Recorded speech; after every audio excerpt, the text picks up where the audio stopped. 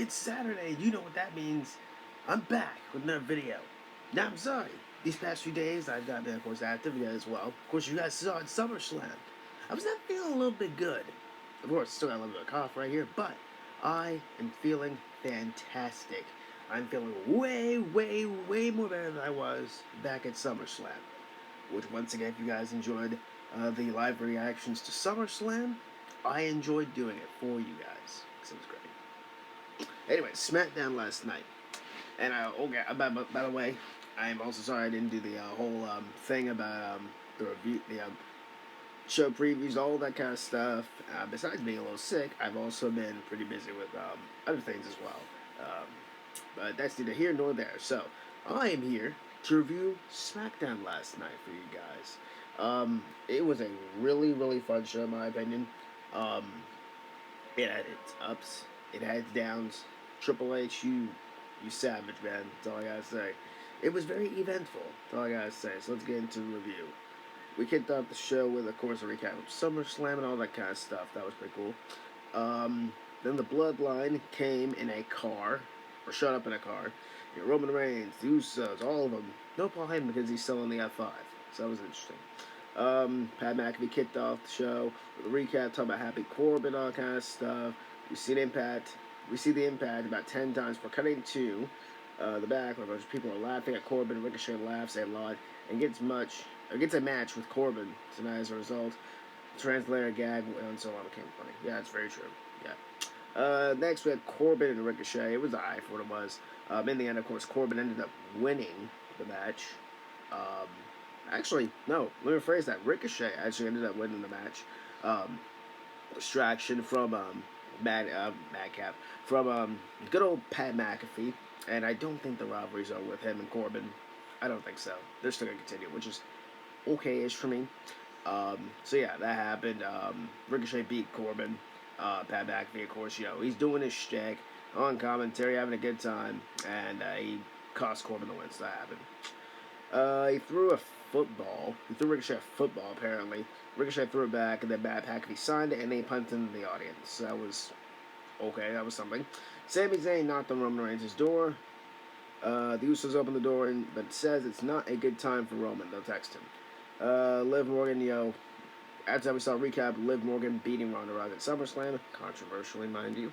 There was a battle royal gauntlet match to determine the number one contender for the championship at Clash of the Castle. So I'll get to that when I get to that. Shinsuke Nakamura because Ludwig, Marcel Bartel, whatever you want to call him, I don't freaking know. Nakamura wins. He hits the Intercontinental title shot. In the end, of course, Nakamura ended up winning the match. And I actually missed it. No joke. I actually missed the match because I was out for a quick sec. So all I know is I came back in, Nakamura won. He probably went with Kinshasa. I'm looking at the thing right here, yeah. Yeah, he went with Kinshasa.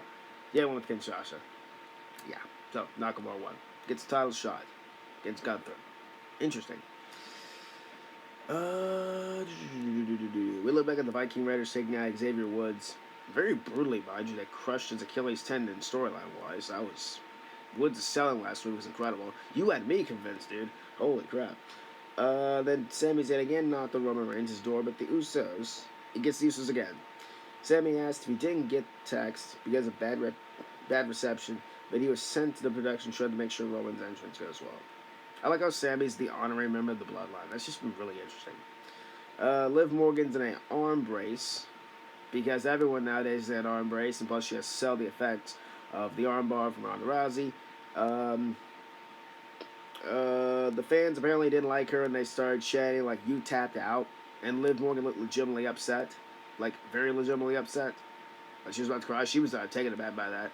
But she says she appreciates being called out and says the title means everything to her. It is why she got through the arm bars. Yes, she tapped, but once she thought the referee counted 3, Sonya Deville came out. Sonya Deville comes out. But only once she thought the referee counted 3. Cue Sonya Deville interrupted Morgan before promising to tell for a Clash of the Castle, and then everybody started to come out. After that, we had the gauntlet match. So the winner gets the title shot at Clash of the Castle. First up was Sonya and Leah. Sonya pretty much destroys Aaliyah. And, yeah, that happened. Up next, Raquel Gonzalez came out number 3.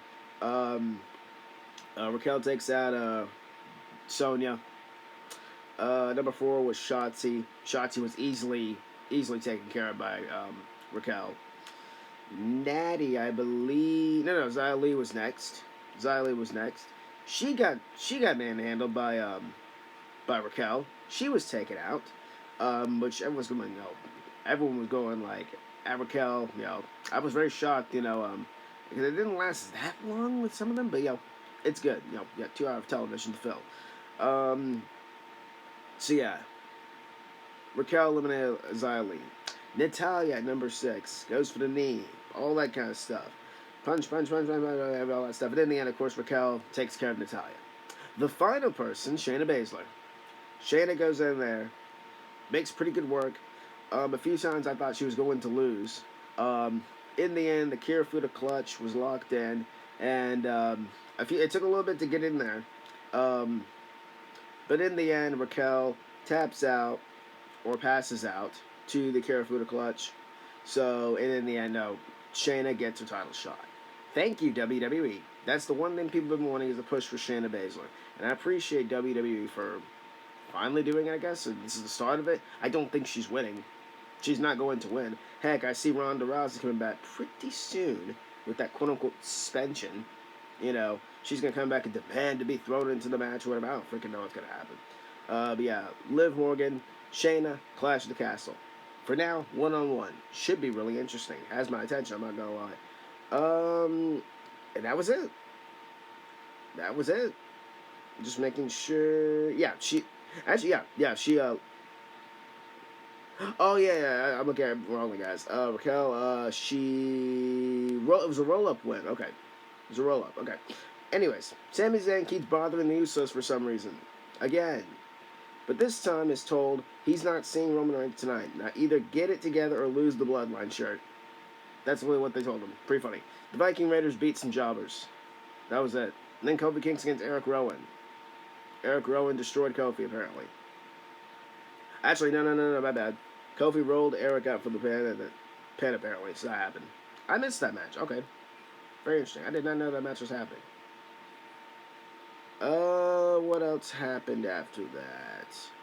I believe after that was the main... No. Actually, then after that, WWE announced on Raw, we're going to be getting the Women's Tag Team Championship Tournament. Yes, the Women's Tag Team titles are coming back.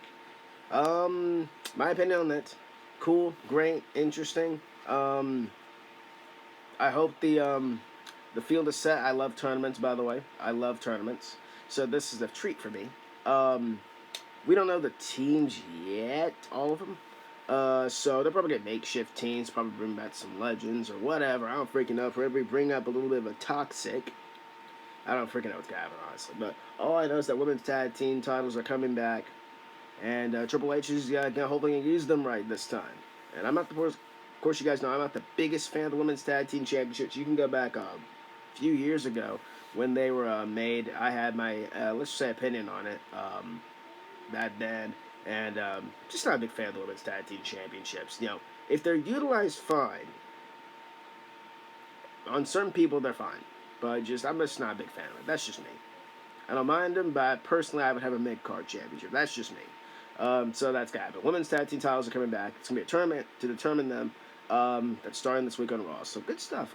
Also, Bobby Lashley is defending the U.S. title against Ciampa in Cleveland. Rebel Heart. Anyways.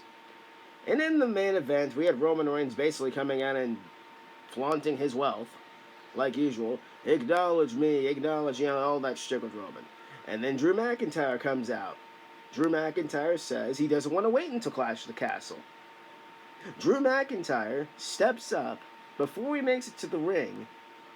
There's literally a shadow of a crow. You guys know where I'm going with this. Shadow of a crow on the freaking Tron. Scarlett Bordeaux standing there. We don't see her face, but she's turned back to the camera. And then all of a sudden it turns to Roman Reigns, and he's just chilling in the ring. He's just looking at Drew, scoffing, like, what are you going to do? I beat you before, what are you going to do?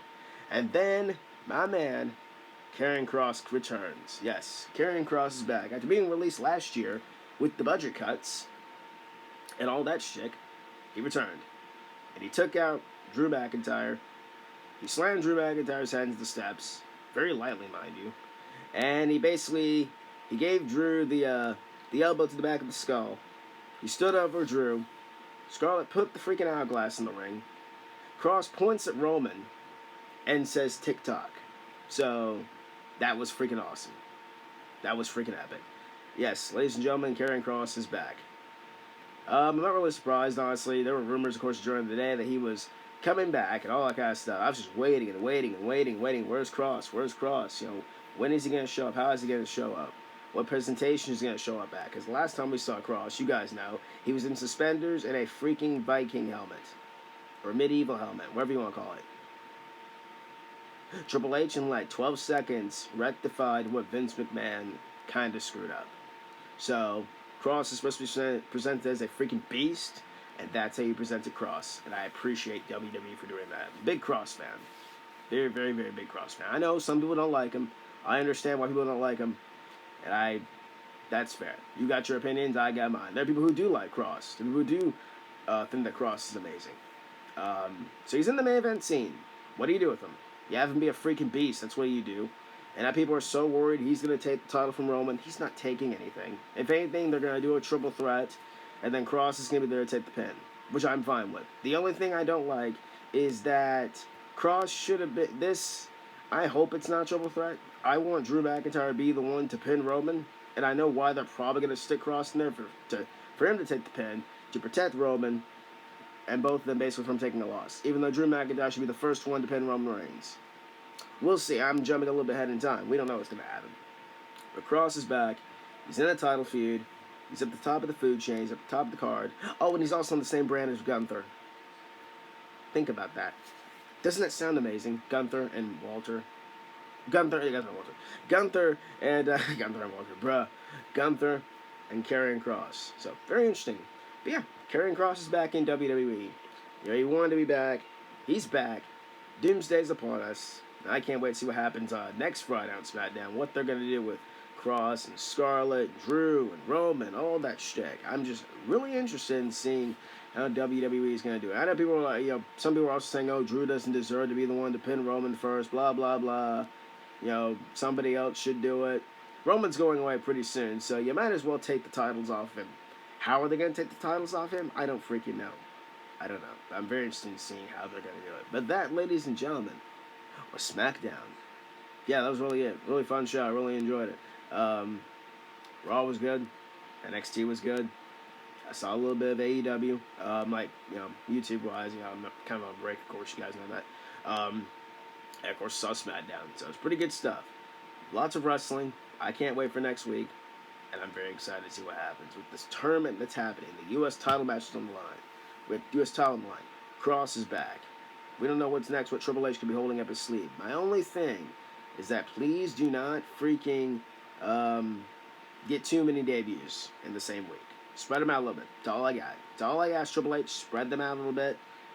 A few months, we'll be fine. But that, ladies and gentlemen, is Smackdown. And if you enjoyed the video, I really hope you did. Too sweet to like button down below. Subscribe to this, like this one. Follow guys, Twitter, Heel Balor, Instagram, Heel Balor YT. And I will see you all on the next one. Too sweet. Peace. Have a great day.